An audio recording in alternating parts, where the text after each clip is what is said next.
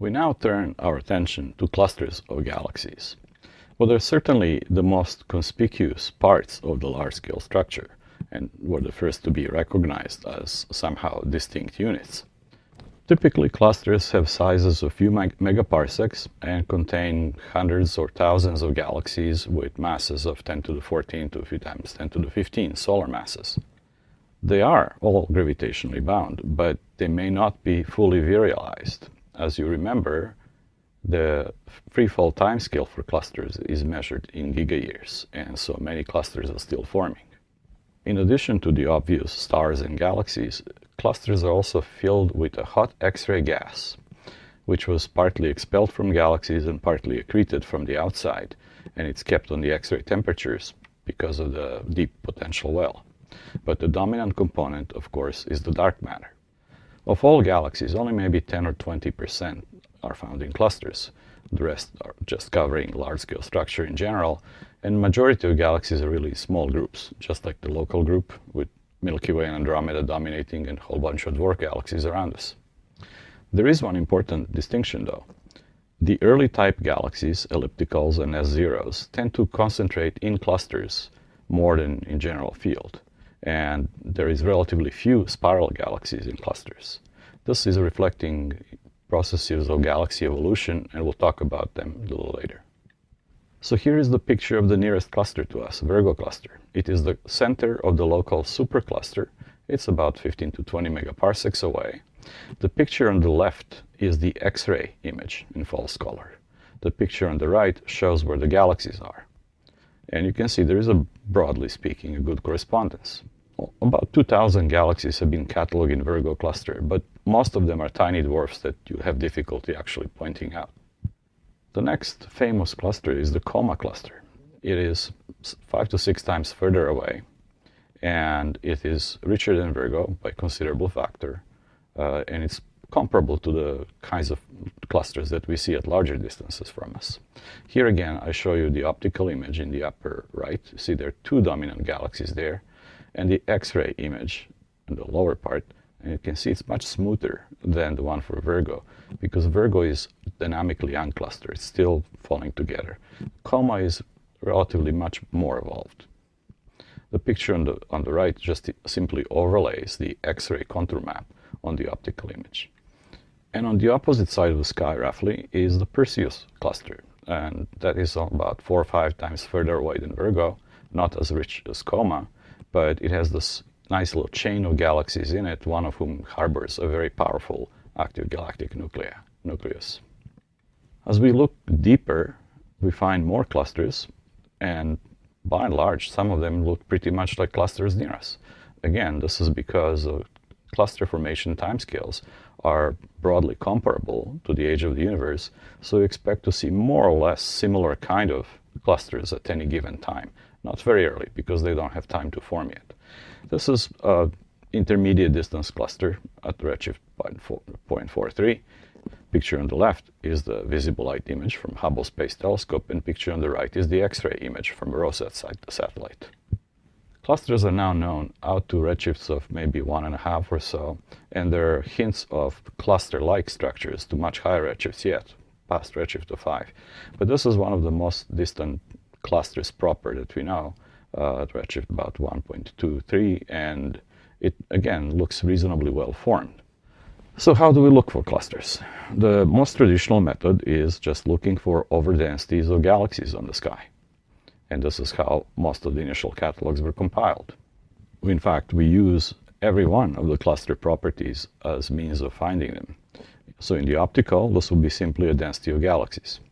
And nowadays, the way this is done is a galaxy map on the sky, a projected density map on the sky, is smoothed, and algorithm of some sort is used to identify the overdensities.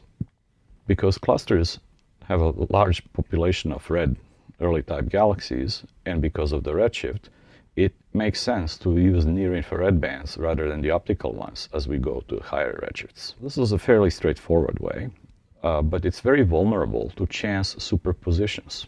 They can't sometimes tell whether it's really a cluster or it's just superposition of several smaller clumps along the line of sight. Probably the most famous of optical cluster catalogs is the Abell catalog, which was initially compiled by George Abell from first Palomar sky survey, simply looking at photographic plates with a magnifier. Later on, this was extended to the southern sky and has about 4,000 clusters. This catalog has been a mainstay of cluster studies for a long time. Abell defined an operational criterion. What is something that he will call a cluster? There has to be a certain number of galaxies within a certain magnitude range and radius, and it's a reasonable set of criteria, essentially a density contrast. He divided clusters in richness classes, depending on how many galaxies he could count in them. He also had distance classes because at that time they didn't have redshifts to all of them. Abell's catalog had some problems. I mean, it's not a statistical sample, although people often forget that. Abell himself defined a small subset of it that he thought would be complete, suitable for statistical studies, and everything else was extra. So people complained about subjective nature of the catalog, and these days nobody's doing this by hand anymore. We deploy algorithms that look for galaxy over densities using some well-defined criteria, and typical modern catalogs of clusters of galaxies using sky survey plates would have tens of thousands of clusters in them. The next method is using X-rays. Clusters do contain large amounts of hot gas, and they're very conspicuous on X-ray sky.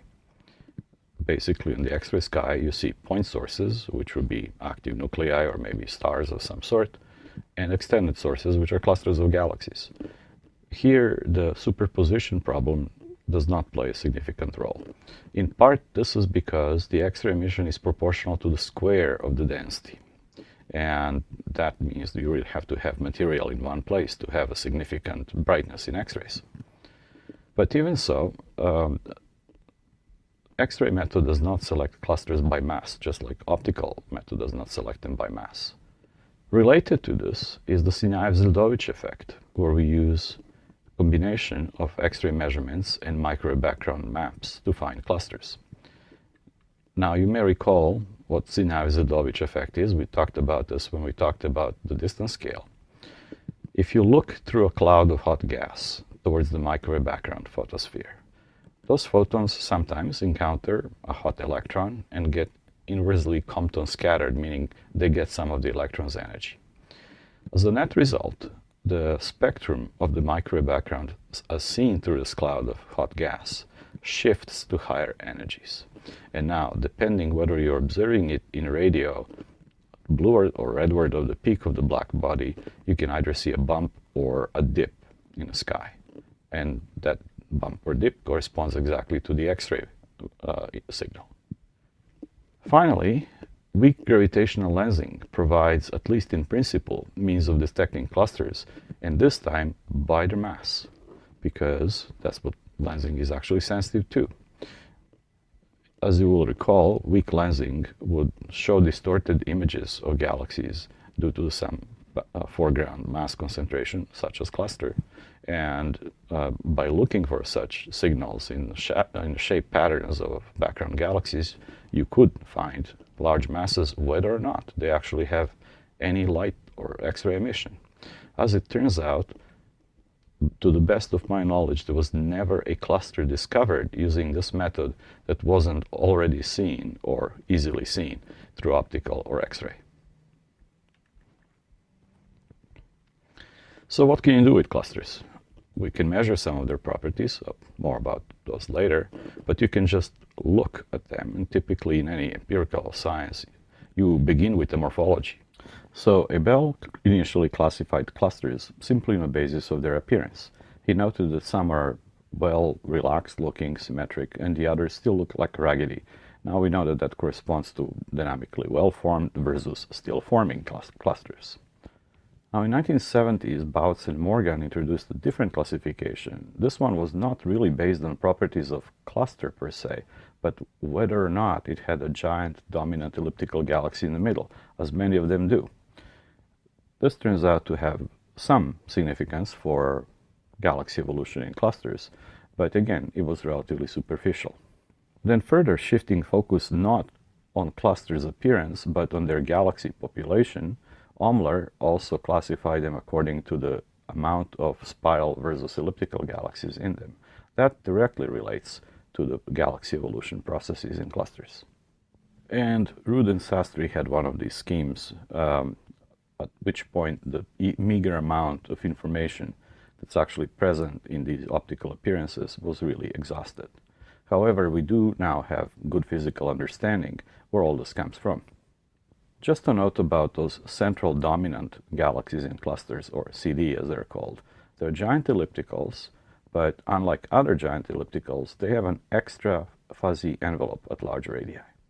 Now we think that those extra fuzzy envelopes do not really belong to galaxies, but to the clusters themselves. That they're piles of stars stripped away by tidal interactions of galaxies in the cluster, and they accumulate at the bottom of the potential well, and the big galaxy also happens to be co-spatial with them at the bottom of the potential well. So it looks as if it has this fuzzy envelope. So there's some interesting trends. Well-relaxed looking symmetric round clusters tend to be dominated by elliptical galaxies. Ruggedy, flattish looking clusters are those where they're dominated by spiral galaxies. And even within given cluster, there is a segregation that the early type galaxies, ellipticals and S-zeros, tend to congregate in the inner portion of the cluster, where spirals are predominantly found at the outskirts. Now we have good understanding and explanation for these effects from galaxy evolution. As far as the appearance is concerned, the round, smooth ones simply had enough time to relax into virial or almost virial distribution, whereas the lumpy, flattish, non-uniform ones are still coming together. And those central dominant galaxies probably are, in part at least, product of mergers of many smaller galaxies that built them up. So next time we will talk about contents of the clusters of galaxies.